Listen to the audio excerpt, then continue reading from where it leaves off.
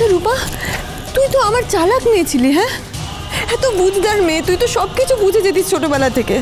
তাহলে তুই এরকমটা কি করে করলি? আর কেউ বললে আমার এই ভুলটা হতো না মা, কিন্তু কথাগুলো তোমার মুখ থেকে শুনে আমার মাথা ঠিক ছিল না। তারপর তোর একবারও মনে হয়নি না যে রূপাকে সবাই অবিশ্বাস করলেও মা কখনো অবিশ্বাস করবে না? এটা একবারও ভাবিসনি রূপা? তুই এরকম ভুল করলি কি করে?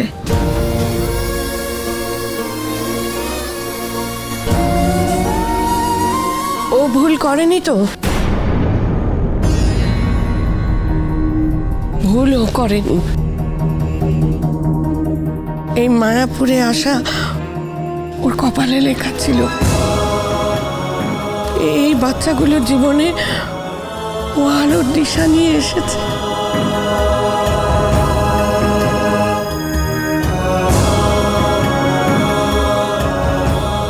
আরে তুই এই বাচ্চাগুলোর মাথার ছাদ বাঁচিয়ে দিয়েছিস রে মা। তুই দেখবি ওরা ঠিক একদিন মাথা উঁচু করে দাঁড়াবে।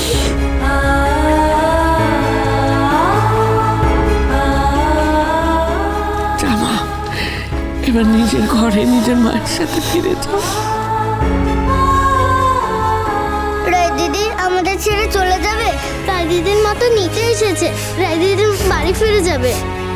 রায় দিদির সাথে দেখা হবে না?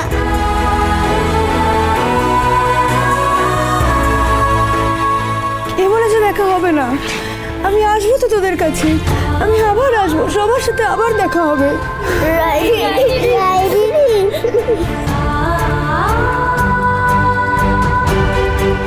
আপনাকে অনেক অনেক ধন্যবাদ।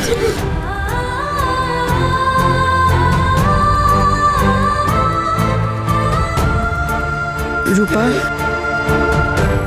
চল মা।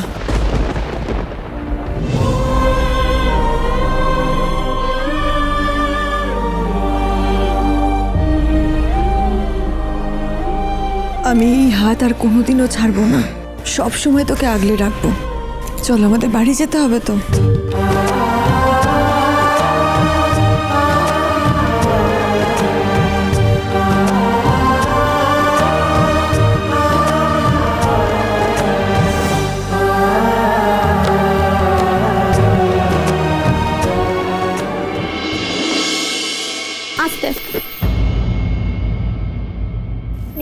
আমি আজ এখানে স্লিপস করব। আরে আরে আরে, তুমি এভাবে খাটে উঠে পড়লে কেন?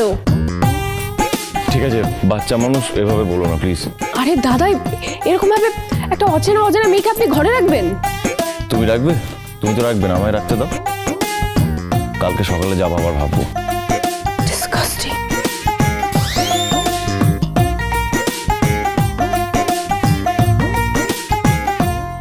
আচ্ছা, তুমি আমাকে একটা গান সিংস করে শোনাও না গো, তাহলে আমার ঘুম আসে না। দেখেছো বাবা, ওকে নাকি আবার গান গেয়ে শোনাতে হবে। আর শোনাও না। বৃষ্টি থামার শেষে সোনালি আলোয় ভেসে রাজার কুমার এসে সোনার কাঠে ছোঁয়ালো। বৃষ্টি থামার শেষে সোনালি আলোয় ভেসে রাজার কুমার এসে সোনার কাঠে ছোঁয়ালো।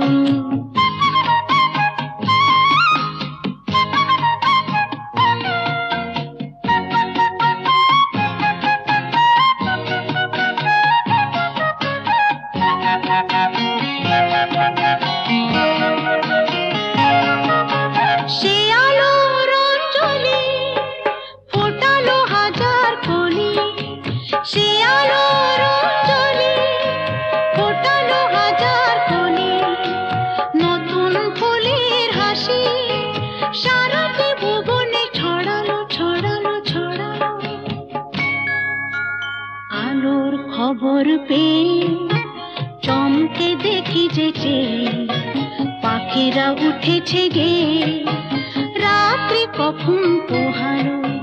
বৃষ্টি থামার শেষে সোনালি আলোয় ভেসে রাজার কুমার এসে সোনার কাঠে ছোঁয়ানো। কত টাকা চাই আপনাদের? 10 লাখ। এই চেকটা আপনি আপনার কাছে রাখুন। ওরা এই শর্তটা মানলে তাহলেই টাকাটা দেবেন।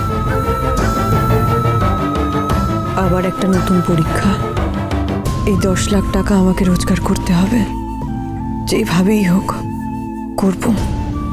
এই টাকাটার ব্যবস্থা আমি করবই করব।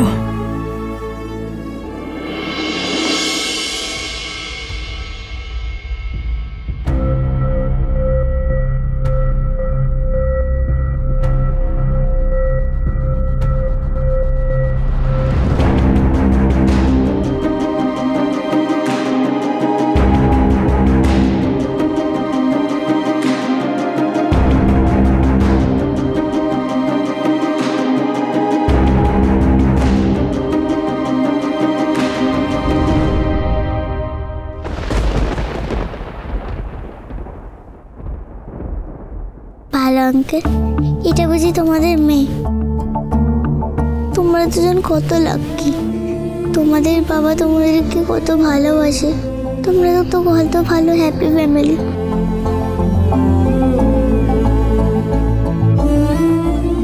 আমার বাবা আমাকে কেন ভালোবাসে না? কি মা? মা তুমি সত্যি কথা বলছো? ঠিক আছে মা। বাবা বাবা মা ফোন করেছিল, বললো মা পাতা মেয়েকে পেয়ে গেছে, নিয়ে আসছে। কি বললি তুই? আমার রূপা আমাকে খুঁজে পাওয়া গেছে, দীপা নিয়ে আসছে।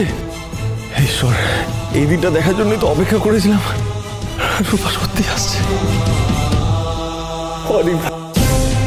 বাচ্চাটা কোথায় গেল? সেই বাচ্চাটা? বাচ্চা? কোন বাচ্চার কথা বলছেন আপনি দাদা? আর কোন বাচ্চা, কে বাচ্চা, কি বলবো আপনাকে? আপনি তো সেই সন্ধ্যে থেকে জ্বর হয়েছে বলে ওষুধ খেয়ে একেবারে নাকে তেল দিয়ে ঘুমোচ্ছেন। কত কি ঘটে যাচ্ছে বাড়িতে, কেলেঙ্কারি কেলেঙ্কারি। দাদু ভাই মা ফোন করেছিল, বললো যে পাতা মেয়েকে পেয়ে গেছে, নিয়ে আসছে।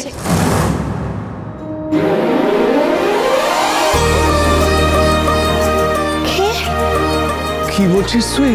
বড় বৌমা রূপা দিদি ভাইকে খুঁজে পেয়েছে? কি মানে কি করে? হ্যাঁ সোনা মাম্মা, দীপা রূপাকে কি করে?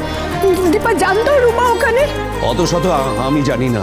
আমি শুধু জানতাম যে রূপা দিদি ভাইকে এ বাড়িতে ফেরাতে পারলে সেটা বড় বৌমাই পারবে।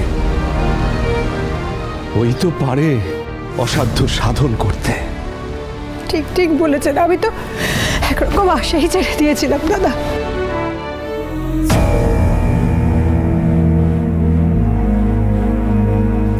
মা,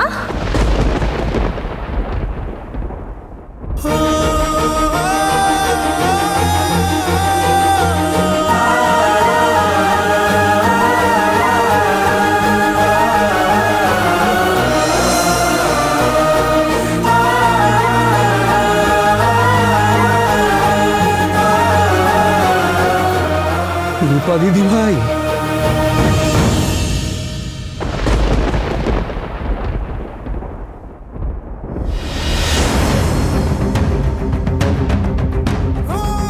দেখো তো আমি তোমার জন্য কি এনেছি।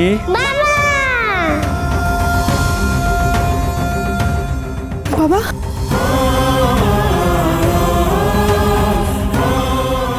এটা তোমার কি অবস্থা হয়েছে বাবা?